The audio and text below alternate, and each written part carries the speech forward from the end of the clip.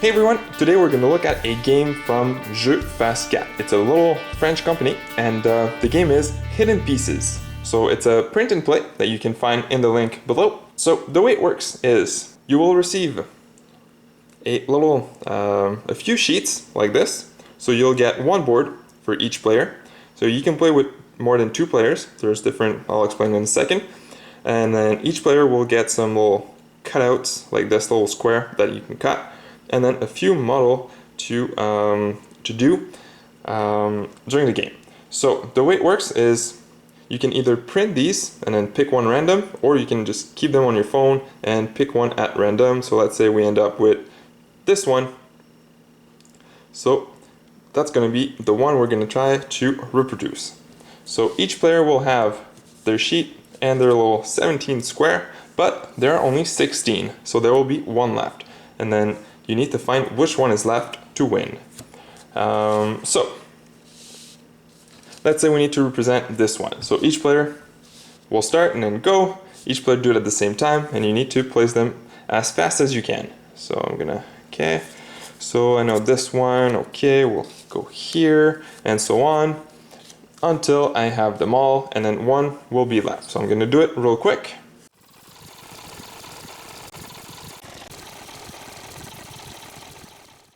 And the last piece, so this one, then I place it here, and then I'm left with this piece.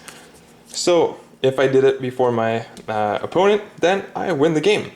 So there's two ways we can play it, I guess. So we can check after, make sure there's no mistake, and the orientation for each pieces is in the right place. So if everything is fine, then we can win, or we can play maybe a little bit more easy where the orientation doesn't really matter, and then whoever gets it first wins the game. So there's different level of difficulty you can pick.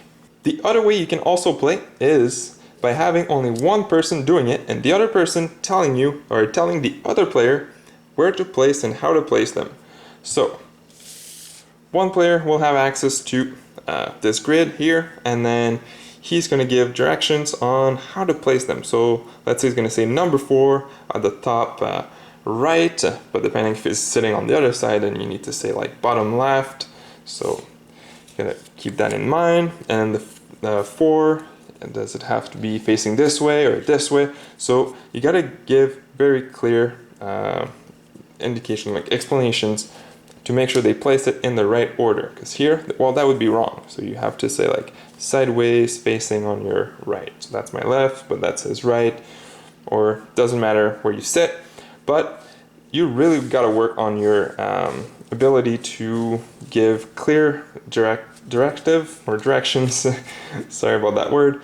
And you can try to do it as fast as possible, and then make sure you have no mistakes, and then try to beat your time. Or you can play in team of 2. So you have one team, one player on each side that can look at this, and then one player on each team that will have the boards here, and then whoever, the first team to finish placing all their pieces, then wins the game. So that can be pretty good for team building exercise at work with people you don't really know, or in family when you don't have much time, or even at school if you're a teacher. That can be great for the student, especially the one that you give directive or directions on how to place the pieces. So I know that's something kids sometimes struggle to give clear indication on like how to do things. So that can be great for them to work on with this game.